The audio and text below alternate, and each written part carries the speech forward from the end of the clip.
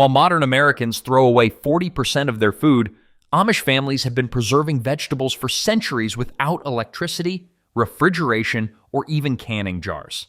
Their secret? 5 remarkable preservation methods that have stood the test of time. Techniques so effective that properly stored root vegetables emerge from winter storage months later, tasting nearly identical to the day they were harvested.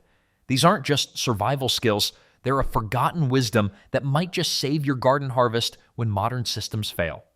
In Amish communities, food preservation isn't just a household chore, it's a carefully orchestrated dance with the seasons that has been refined over generations. While the rest of the world has embraced modern refrigeration and preservatives, Amish families continue to follow a traditional preservation calendar that aligns with nature's rhythms. The preservation calendar begins long before harvest time. As early as January, families gather around well-worn almanacs to plan the year's growing season. These planning sessions aren't just about deciding what to plant, they're about ensuring a continuous food supply throughout the coming year. A carefully planned garden will yield a steady stream of vegetables that can be preserved in manageable batches rather than overwhelming the household with too much produce at once. Plant according to the moon, preserve according to the need, goes an old Amish saying. This wisdom reflects how deeply astronomical cycles influence their agricultural practices. Many Amish gardeners follow a lunar planting calendar, believing that root vegetables grow better when planted during the waning moon, while above-ground crops thrive when planted during the waxing moon. These same lunar cycles later guide preservation timing. Weather patterns serve as nature's calendar markers throughout the year. Spring rains signal the start of planting season, while the first frost acts as a deadline for bringing in the last of the tender crops. The Amish have developed a remarkable sensitivity to these natural signals.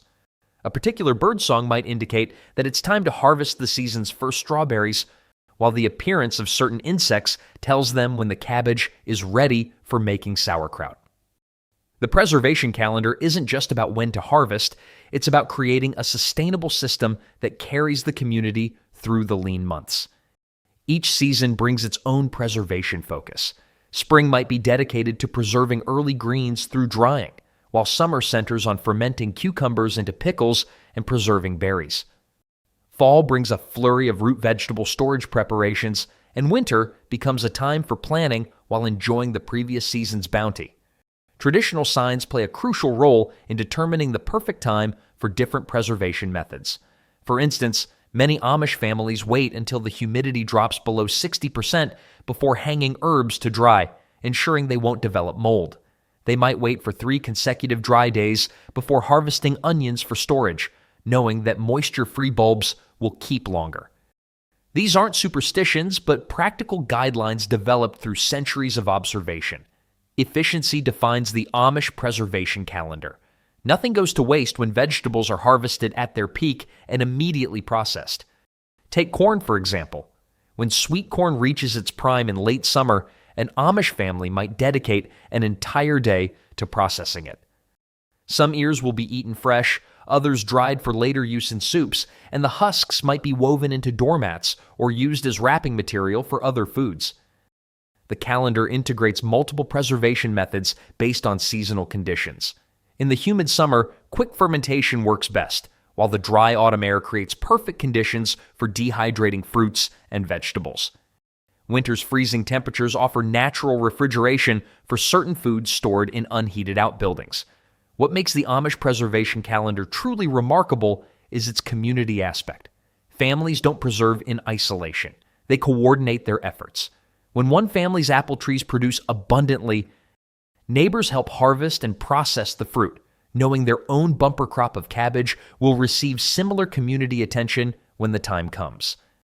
And while we might think these practices are stubbornly resistant to change, the Amish preservation calendar has actually evolved over generations. Families pass down knowledge while adapting to their specific climate and available resources. The calendar isn't rigid, it's responsive to each year's unique conditions. Modern folks rely on smartphone apps to remember when to water houseplants, while the Amish food calendar hasn't needed a software update in 300 years, and their vegetables still keep just fine. As autumn winds down and the last pumpkins are brought in from the fields, Amish families turn their attention to perhaps the most challenging preservation task of all, handling those unexpected bumper crops that can overwhelm even the best planned preservation schedule. What happens when nature decides to be extra generous? Amish farmers know this blessing all too well. A perfect storm of ideal weather conditions can turn a modest garden plot into a vegetable factory practically overnight. Suddenly, those 6 zucchini plants are producing enough to feed half the county. This abundance is what Amish communities call a bumper crop, and they've mastered the art of handling it. Unlike modern households that might let excess produce spoil in the refrigerator, Amish communities have developed sophisticated sharing systems. Central to these systems is the concept of first fruits, giving the initial harvest to those in need. Elderly community members often receive the first baskets of tomatoes or beans, ensuring that those who can no longer tend large gardens still enjoy fresh produce. When crops exceed even the most generous sharing arrangements, preservation kicks into high gear. A family might wake before dawn to begin processing bushels of green beans that can't wait another day. Quick preservation techniques like salt brining can temporarily halt the spoilage process until more thorough methods can be employed. A bushel of cucumbers might be submerged in salt water within hours of harvest, buying precious time before they're turned into pickles. The only product we'll ever promote on our channel is a book by Claude Davis, a veteran prepper, about 126 superfoods and preservation methods from crisis times like the Great Depression and wartime that are impossible to find elsewhere. We decided to promote his book because we are the last generation able to share these techniques and superfoods to our children or grandchildren. It would be a shame to see this information about highly nutritious foods and preservation methods to survive crises disappear. You can also find a book about herbal remedies from Nicole Apelian on their store. If you're watching this on TV, you can look up our channel, Frugal Solutions, on your phone or tablet and find the books by clicking the link in our channel description or any other video description. Root cellaring handles bumper crops of potatoes, carrots, and other underground treasures. A typical Amish root cellar maintains temperatures between 32 and 40 degrees through winter without electricity, simply by using the Earth's natural insulation. A single root cellar can store up to 1,000 pounds of potatoes, enough to feed a large family for an entire year. The vegetables are carefully arranged in wooden crates with layers of sand or sawdust to prevent them from touching and spreading rot. For truly overwhelming harvests, Amish communities organize work frolics that transform potential waste into winter security. A corn husking frolic might gather 20 to 30 neighbors who can process 100 bushels of corn in a single afternoon. These events blend work with socialization, often becoming the highlights of community life. Young people might find romance amid the corn husks while ensuring food security for the months ahead. Drying stands as the fastest way to handle unexpected bounty. Apple slices hung on strings above wood stoves can be ready for storage in just 24 hours. A family with a sudden wealth of apples might sacrifice sleep to keep the drying process going around the clock, knowing that properly dried fruit will remain edible for up to 5 years. The humble attic becomes a powerful preservation tool, with newspaper-lined drawers holding dried vegetables safe from moisture and pests. The Amish approach to bumper crops differs dramatically from modern agricultural practices. While commercial farms might let excess produce rot in fields when market prices drop too low, Amish communities view such waste as unthinkable. Their economics are based on stewardship rather than market fluctuations. A surplus of tomatoes won't be abandoned because the price is too low. It will be transformed into sauce, paste, dried slices, and gifts. Multiple preservation methods might be employed simultaneously when nature's bounty overflows. Take a massive apple harvest. Some apples will be dried, others stored whole in cool places, some pressed into cider, and still others preserved in apple butter. This multi-method approach ensures that nothing goes to waste while creating a variety of food experiences from a single crop. Weather dictates the preservation methods chosen for bumper crops. A rainy week might make outdoor drying impossible, shifting the focus to fermentation or cold storage. This flexibility represents generations of problem-solving passed down through practical education. Children learn these adaptive strategies not from books, but by working alongside parents and grandparents during times of abundance. The way Amish communities handle bumper crops teaches us that excess isn't a problem. It's an opportunity for community building. When your garden produces more zucchini than you can possibly eat, you're not drowning in vegetables. You're rich in potential connections. Remember when refrigerators were first invented and people thought food waste would become a thing of the past? The Amish just smiled and kept passing down their preservation wisdom anyway. The elaborate network of preservation techniques employed by Amish communities continues to evolve, drawing on centuries of wisdom while adapting to each season's unique challenges. Herbs do more than just add flavor to Amish cooking. They're powerful preservation tools that have protected food long before refrigerators existed. The relationship between herbs and food preservation in Amish communities runs deeper than most modern people realize. Why do herbs preserve food so effectively? The science is surprisingly straightforward. Many common herbs contain natural compounds that fight bacteria, mold, and other spoilage agents. Thyme contains thymol, a compound so effective at preventing bacterial growth that it's still used in some modern antiseptics. Rosemary has rosmarinic acid, which slows oxidation, the process that makes food turn rancid. Sage carries salvine, which reduces the activity of enzymes that break down food. The Amish herb garden serves as both pharmacy and preservation pantry. A typical garden might contain 15 to 20 different herbs, each with specific preservation applications. The careful arrangement of these gardens isn't random. Plants that deter pests from each other are planted as neighbors, creating a natural defense system that increases herb potency without chemical interventions. Herb drying stands as the foundation of Amish preservation. Fresh herbs contain up to 80% water, an environment where bacteria thrive. By reducing moisture content to below 10%, dried herbs become inhospitable to microorganisms while concentrating their beneficial oils. The Amish approach to herb drying differs from modern methods. Instead of using electric dehydrators, herbs are bundled and hung upside down in well-ventilated areas. This slow drying over 1 to 2 weeks preserves more of the volatile oils than rapid heat drying. The Herbal preservation toolkit extends far beyond simply drying the plants. Herb-infused vinegars create acidic environments where few bacteria can survive. A simple jar of apple cider vinegar steeped with tarragon can preserve small vegetables for months. The process takes just 30 minutes of active work, but creates a preservation medium that remains effective for up to a year. Herb-infused oils serve a similar purpose.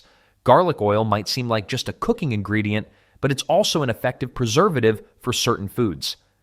When brushed onto bread, it can delay mold growth for several extra days. The natural compounds in the garlic and oil create a barrier that microorganisms struggle to penetrate. Herbal salts represent another preservation technique perfected by Amish communities. Herbs are dried, ground, and mixed with salt in specific ratios. This mixture serves double duty, seasoning food while extending its shelf life. A basic preservation salt might contain 3 parts salt to 1 part dried herbs. When rubbed onto meat, this mixture draws out moisture while infusing the food with bacteria-fighting compounds from the herbs.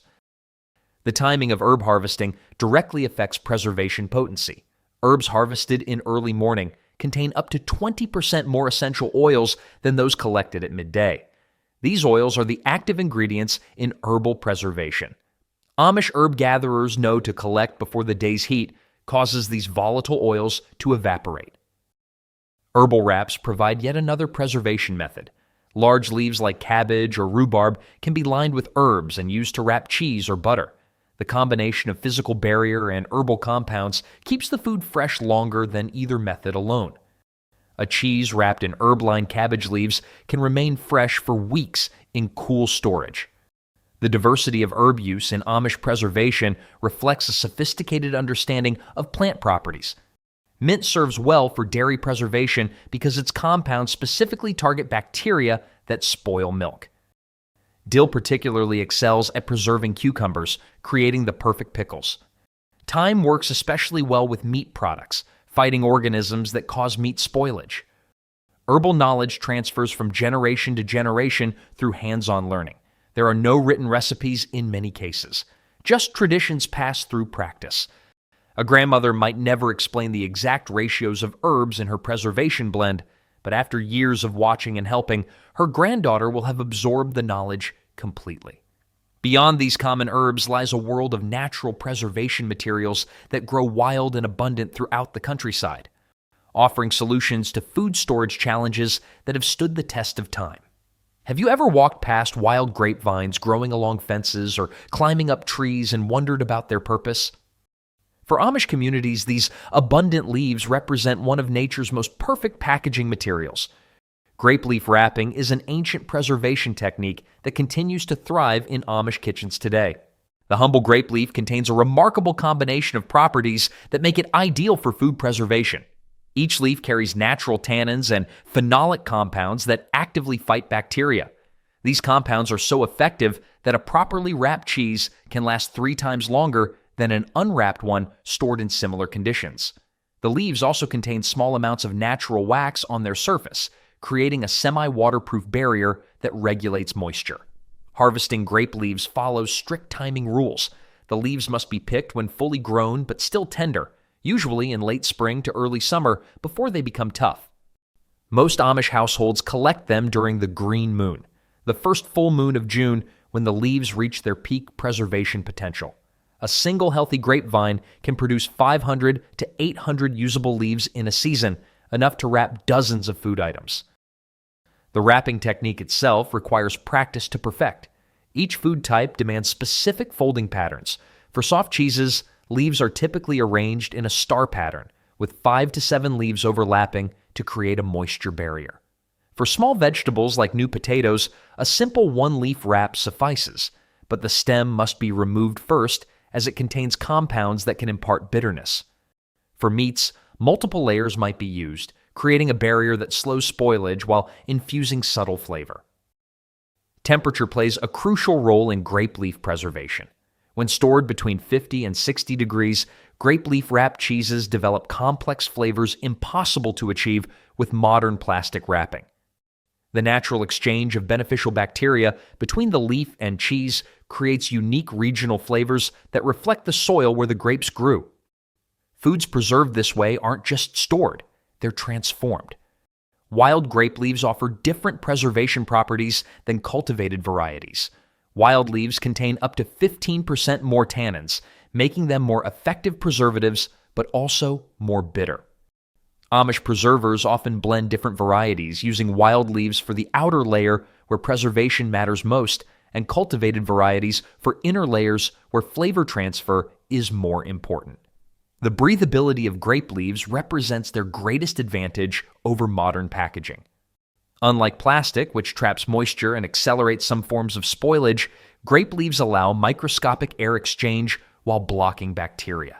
This creates what preservation experts call a living environment, where beneficial microorganisms can thrive while harmful ones are suppressed.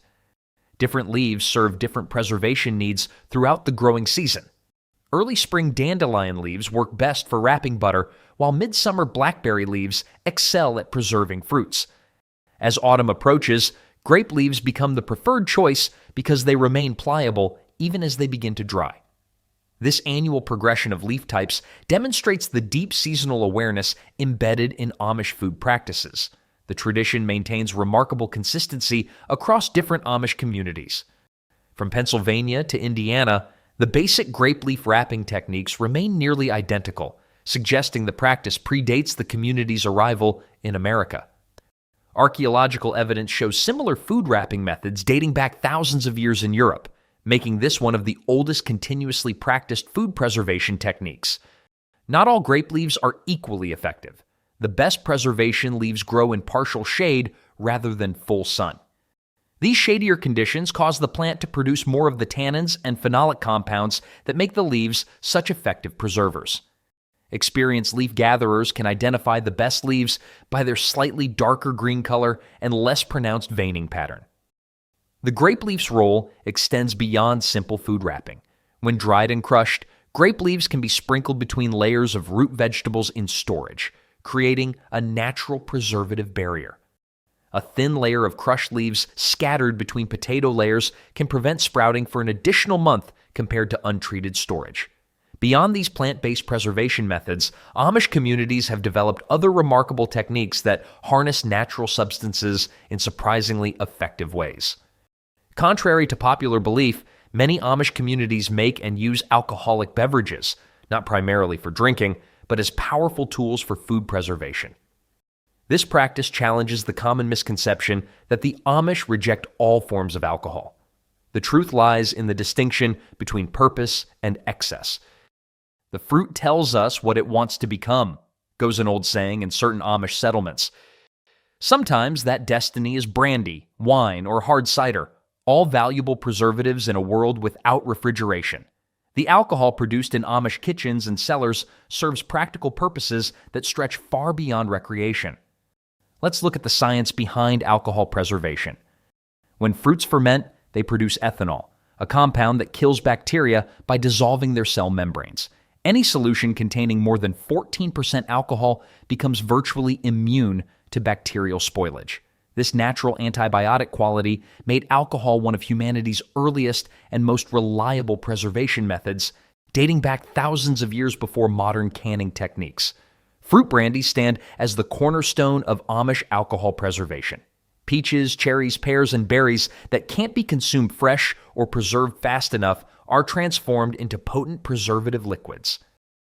A jar of cherries soaked in homemade cherry brandy can remain safe to eat for up to 3 years, far longer than any other preservation method could achieve for such delicate fruits. The preparation process follows strict protocols. Fermentation vessels must be scrupulously clean, as unwanted bacteria can ruin both the preservative quality and safety of the final product.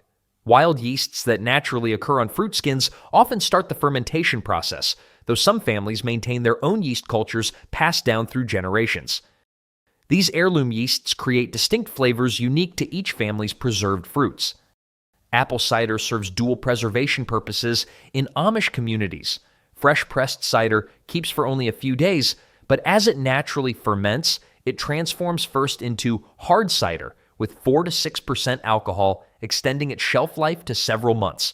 With further aging and proper technique, this cider can become apple brandy with up to 40% alcohol content, strong enough to preserve fruits and medicinal herbs for years.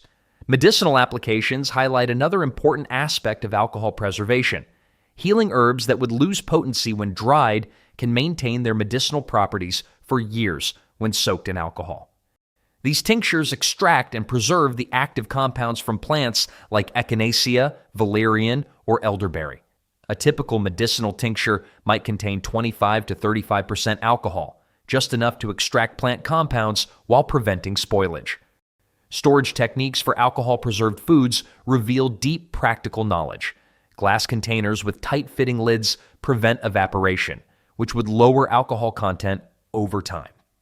These jars are typically kept in cool, dark places where temperatures remain below 65 degrees to slow any remaining chemical reactions.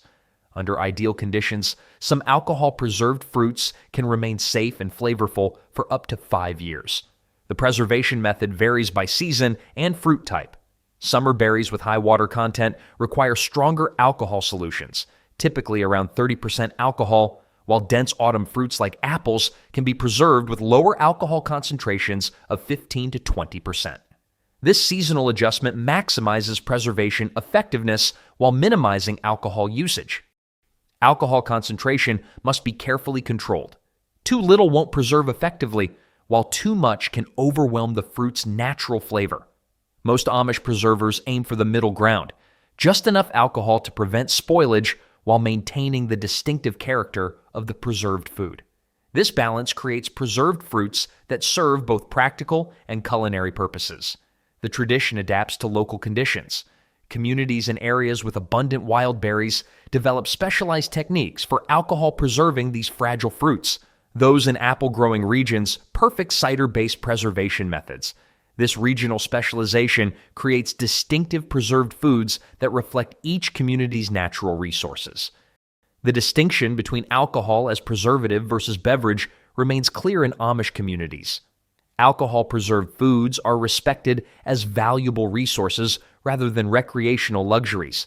This perspective contrasts sharply with modern attitudes where alcoholic beverages and food preservation are seen as entirely separate categories. I told my friend I was learning about Amish alcohol preservation techniques. He said, "Sounds like they really know how to keep their spirits up through winter." These time-tested Amish preservation techniques aren't just clever substitutes for modern refrigeration. They're living connections to our shared past, teaching us that true sustainability lies not in technological advancement, but in working harmoniously with nature's own perfect rhythms and gifts.